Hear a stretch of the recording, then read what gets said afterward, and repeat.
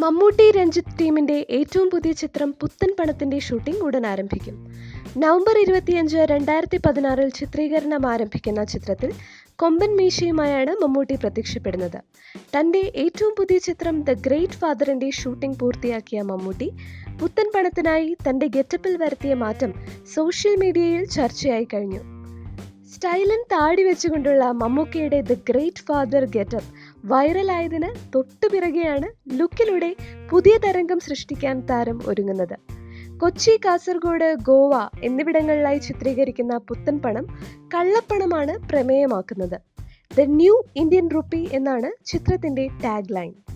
3 colour സിനിമാസിന്റെ ബാനറിൽ നിർമ്മിക്കുന്ന ചിത്രത്തിലെ മറ്റു താരങ്ങൾ രഞ്ജി പണിക്കർ, ജോജു ജോർജ്, സായ് കുമാർ, സിദ്ദിഖ്, ഹരീഷ് പെരുവണ്ണ, മാമുക്കോയ, ഇനിയ എന്നിവരാണ്.